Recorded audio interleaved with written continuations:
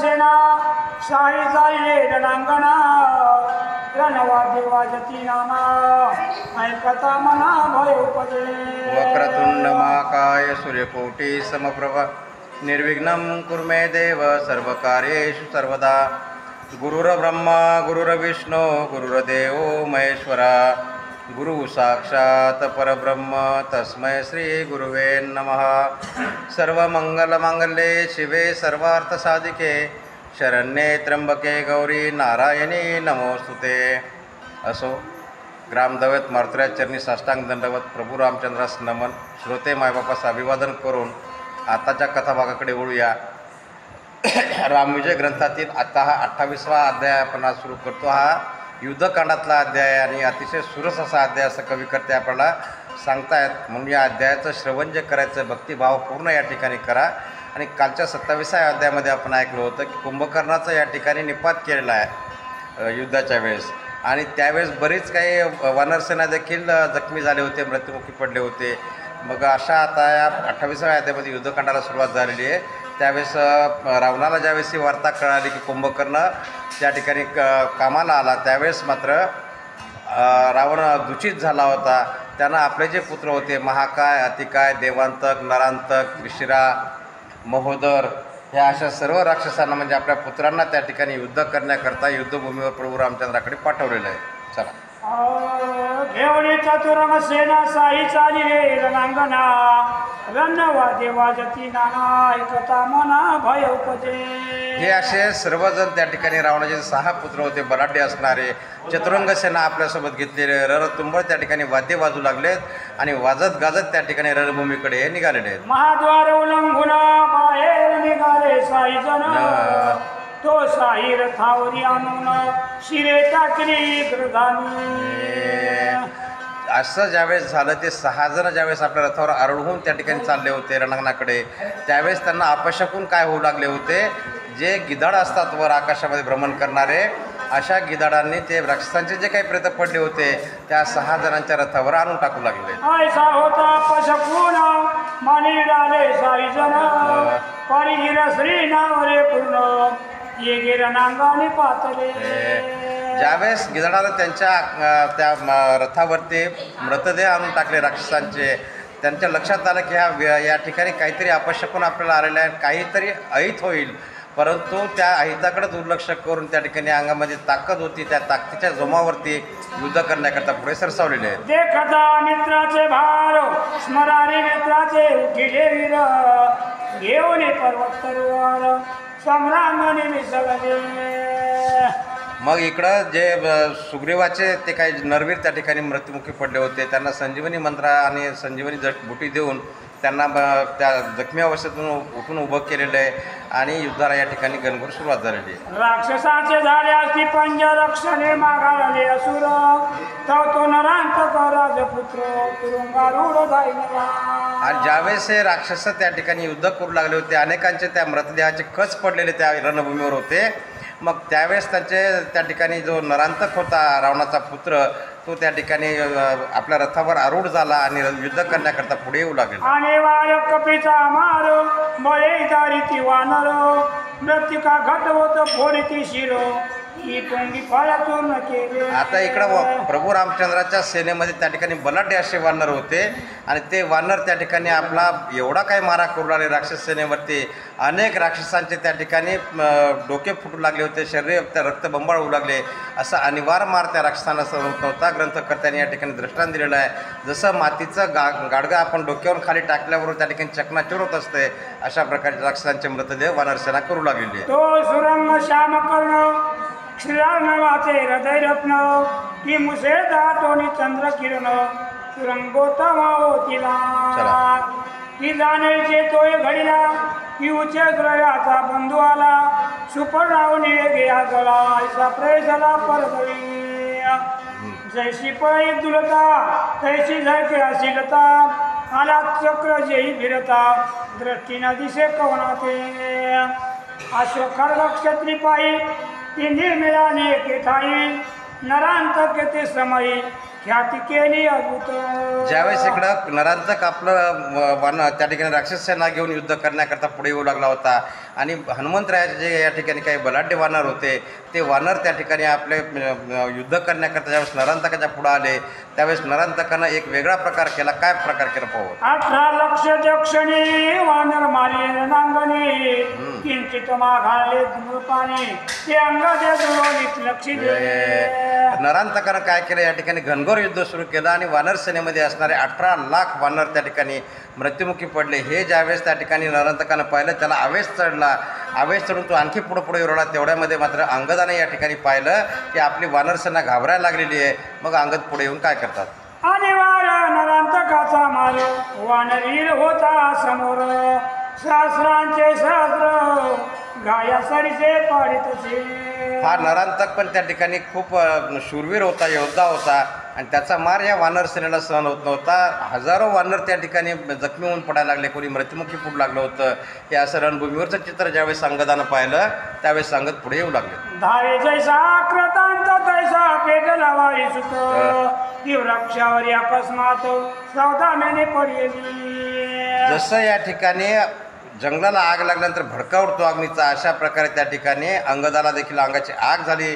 आपले वानरसेना मृत्युमुखी पडू लागली. पाहिल्यानंतर त्या ठिकाणी उड्डाण घेतलं आणि नरांतकाच्या दिशेने जाऊ लागले. तैसा अंगदैर अकस्मात आला कठोर पाणी प्रहार दिला नरांतकाचा अंत झाला आश्वासित ते काळी. वाचनामध्ये याच्या कसं झालं, वाळली सूत आहे यानं काय वाटलं, वायुसूत. हां, वाळी आणि वालीमध्ये फरक आहे ना. ते आता कानावर काय पडायला वायुसूत म्हणलं की हनुमान आले. त्याच्यामध्ये वाली नाही, ते वाळीच आहे. हां, वाळीचे म्हणजे ऐकण्यात आमच्या ते वायुसूत यायला ना. वायुसूत म्हणलं तर हनुमंत आपण धरणार.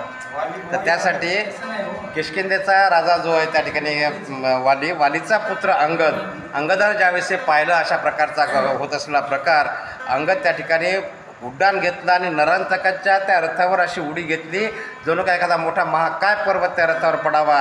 अशा प्रकारचं अंगदान त्या ठिकाणी आपलं कृत्य दाखवलेलं आहे. नरांतक पळता चौघे जण अंगदावरी धावले चौकून महापार्श्व महोद राजान देवांतकाने त्रिशूल. ज्यावेळेस अंगदानं उडी मारली नरांतकाच्या त्या रथावरती, नरांतकाचा त्या ठिकाणी प्राणघात झाला आणि हे पाहिलं महोदर, देवांतक आणि त्रिशिरानं. ज्यावेळेस त्यांनी पाहिलं ते मात्र या ठिकाणी अंगदाला पकडण्याकरता पुढे धावू लागले. दोन पर्वत कडे घेऊन उभा टाकला वायुनंदन चौघाशी युद्ध करिता पूर्ण अंगाच्या संकटी पडिला. आणि काय केलं होतं, अंगदाच्या दोन्ही हातामध्ये दोन मोठे मोठे पर्वत असे हातावर घेतलेले होते आणि ते पर्वत त्या राक्षस सेनेवर टाकू लागले होते. एवढ्यात अंगदाला पकडण्याकरता त्या ठिकाणी महोदर, देवांतक आणि त्रिशूल हे तिघजण राक्षस त्या जेव्हा अंगदा पुढे पकडण्याकरता आले त्यावेळेस मात्र अंगदाची स्थिती थोडी हतबल झालेली.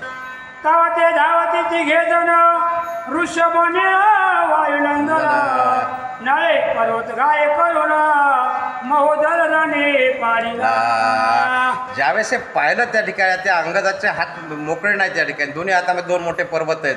मग हे कोणी पाहिलं, वानर सेनेमध्ये असणाऱ्या वृषभ वानरानं पाहिलं आणि वृषभ वानर मग त्या ठिकाणी त्यांच्या मदतीला धावून आला अंगदाच्या आणि त्या देवांतकाचं, महोदराचं आणि त्रिशिराला त्या ठिकाणी मारा करू लागलेला आहे. देवांतक समीप हनुमंत एवढे तयाशी बोलत तुझं देवांतक नाम सत्य कोण्यामुळे ठेविले. ज्यावेळेस देवांतका येऊ लागला होता, देवांतकाच्या पुढे या ठिकाणी हनुमंतराय गेले. हनुमंतराय त्या ठिकाणी कुचेष्टेनं बोलू लागले त्या देवांतकाला, अरे देवांतका तू जर कोण या नाव ठेवलं बरं का देवांतक, आणि तू तर असा राक्षसासारखा आहेस, असं हनुमंतराय त्या ठिकाणी चेष्टेने बोलू लागले. निर्णाशी काशी नाम रतिकांत की जाराशी नाम ब्रह्मचारी म्हणतो की ज्याचे नाव आदित्य तो अंधारी पडिला. किती सुंदर दृष्टांत दिलेत पाहिजे ग्रंथकर्त्यानं. एखाद्याला नाकच नाही आणि त्याचं नाव असं सुंदर असं ठेवलेलं आहे, किंवा एखादा या ठिकाणी आंधळा आहे डोळ्यानं आणि त्याचं नाव जर दीपक ठेवलं तर त्याला काही दिसेल का, जन्मताच आंधळा आहे. अशा प्रकारची उदाहरणं या ठिकाणी ग्रंथकर्ते देऊ लागले. जांबुकद्र की देखता पळे त्याशी केसरी नाम ठेविले दोन्ही नेत्र संकोच झाले कमळ नेत्र नाम तया. एखादा घाबरणारा प्राणी आहे त्या ठिकाणी, कोल्हा असली घाबरतो, सिंहाला घाबरणारा, आणि त्या कोल्ह्याचं नाव काय ठेवलं तर केसरी म्हणजे वनराज नाव ठेवलं तर त्याला ते लागू होणार नाही, कारण त्याचा स्वभाव भित्र आहे. तो त्या सिंहाचा सामना करू शकत नाही. अशा प्रकारे हनुमंतरायाचा सामना ही या ठिकाणी राक्षसेना करू शकत नव्हती. अमंगळा नाम भागीरथी अनुसया नाम जारिणी प्रती की बाळ देशी निश्चिती जन्मासायत्री हे नाम चला. कोरान मागता नामे जया इंद्र नाम ठेले पूर्ण जया क्षीर सिंधू नामाभिधान परितक्रय नामे प्राशन. खूप उदाहरणे या ठिकाणी द्यायला लागली ग्रंथकर्ते आपल्याला.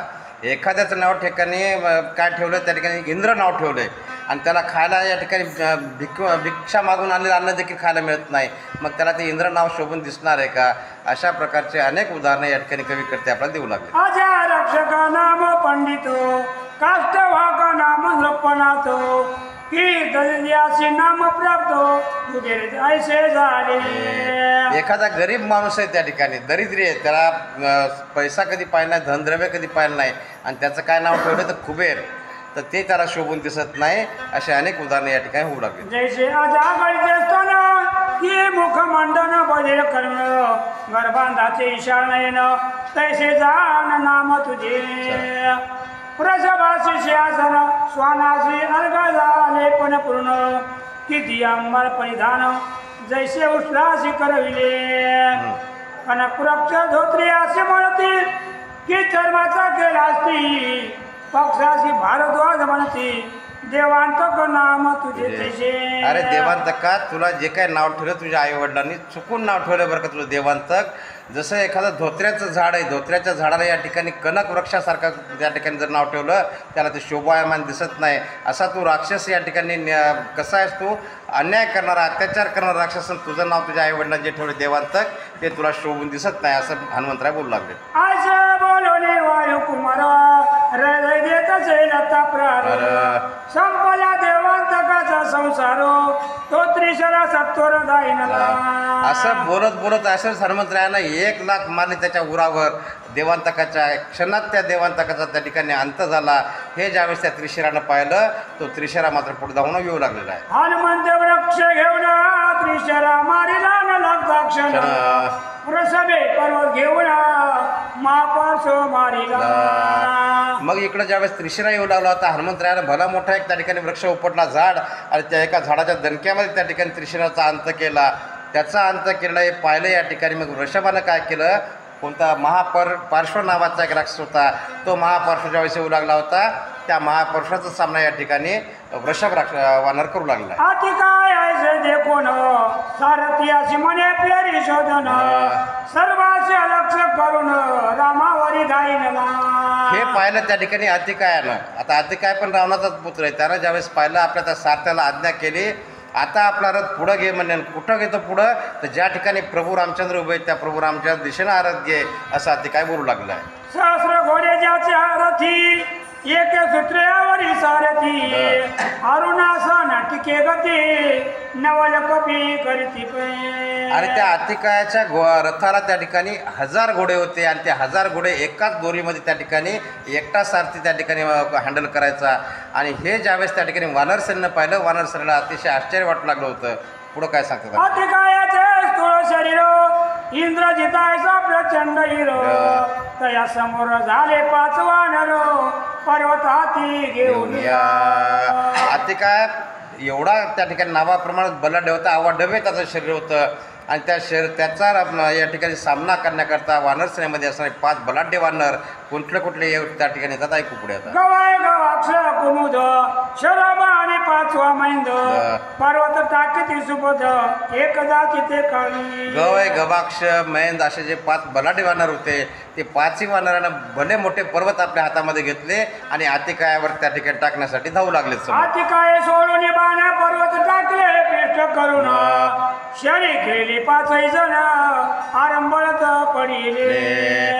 अनेक अतिकायाने पाहिलं 5 पर्वत आपल्या दिशेने ज्यावेळेस येऊ लागले त्या 5ही पर्वतावर बाण टाकले. अतिकायानं त्या बाणाचं त्या पर्वतांचं पीठ त्या ठिकाणी करून टाकलं आणि दुसरे बाण सोडले. त्या 5ही जे बलाढ्य वानर होते महेंद्र गय गवाक्ष यांना देखील त्या ठिकाणी जखमी करून टाकलेले. बिभीषणाचे पुजाऱ्या गुणंदन अहो आहे कोणाचा कोण येरुमले रावणाचा नंदन नामाभिधानाती काय काय प्रभू रामचंद्रानं पाहिलं याच्या समोर ही आपले वानर सेना कमजोर पडायला लागली. त्यावेळेस भगवंतानं बिभीषणाला विचारलं, बिभीषणा हा जो युद्ध करू लागला हा राक्षस हा कोण आहे, कोणाचा कोण आहे? तेव्हा बिभीषणानं सांगितलं हा देखील रावणाचाच पुत्र आहे आणि याच्या शरीराप्रमाणे याचं नाव या ठिकाणी अतिका आहे असं बिभीषण सांगू लागले. आधी रथते जगला ब्रह्मदेवासी दिदला हा निवारा असे झाला पुरुषार्थ याचा अद्भुत. हा यानं ज्यावेळेस तपश्चर्या केली होती, ब्रह्मदेवाची तपश्चर्या केल्यानंतर ब्रह्मदेव प्रसन्न झाले. ब्रह्मदेवानं याला हा रथ दिलेला आहे आणि ब्रह्मदेवानं दिलेल्या रथावर आरूढ होऊन हा ज्यावेळेस युद्ध करतो याच्या पुढे चांगले चांगले नामावर रमवतात असं बिभीषण सांगू लागले. हा कोणाची ना टोपे पूर्ण तुम्हीच उठाय घेऊन धनुष्यबाण की पाठवा वाहून मिळा जीवन याचा प्राण घ्यावया. भगवंता हा काही आपल्या साध्या सुध्या वानरांना या ठिकाणी आटोपणारा नाही.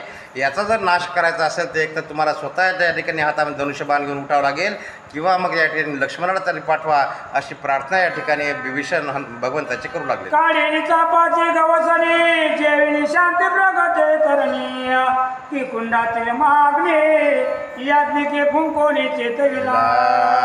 आता कसा उपाय सांगितला बिभीषणाने या ठिकाणी? एखादा ऋषी यज्ञ करण्याकरता बसला आहे आणि तो अग्नी प्रज्वलित करण्याकरता एखाद्या सहाय्यकानं त्या यज्ञाला फुंकर मारून तो अग्नी मोठा प्रज्वलित करावा अशा प्रकारे बिभीषणानं जो काही या ठिकाणी उपाय सांगितला होता तो भगवंताला त्या ठिकाणी पटलेला आहे. तो नाही सुमित्रा नंदन मी अतिकायाचे युद्ध करीन अवश्य म्हणे सीता जीवन ती जय होई रणांगणी. बिभीषणाचं असं बोलणं ऐकल्यानंतर लक्ष्मण पुढं आलेले आहेत, भगवंताची प्रार्थना करू लागले.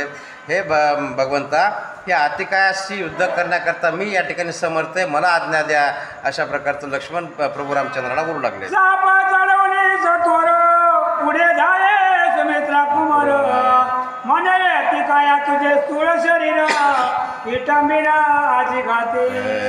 अतिकायाच्या समोर या ठिकाणी लक्ष्मण आलेले आहेत. आपला हातामध्ये धनुष्यबाण घेतलेला आहे. आव्हान केलं आहे अतिकायाला त्या ठिकाणी, अतिकाया तुझं एवढं मोठं जे काय स्थूल शरीर आहे ना एका बाणामध्ये मी या ठिकाणी घायल करून टाकील असं लक्ष्मण त्या ठिकाणी त्वेषानं अतिकायाला बोलू लागले. तुझे शरीर स्थूल सूक्ष्म दे दोन्ही वेगळे करीना रणांगणी आता लंकेत परतोनी कैसा जाशील माघार. अरे अतिकाया तुझं स्थूल शरीर आणि सूक्ष्म शरीर हे दोन्ही देखील मी या ठिकाणी नाहीसं करून नष्ट करेल. मग असं झाल्यानंतर तू कोणत्या तोंडाला कसा जाशील लंकेला परत असं आव्हान त्या ठिकाणी लक्ष्मण अतिकायाला देऊ लागले.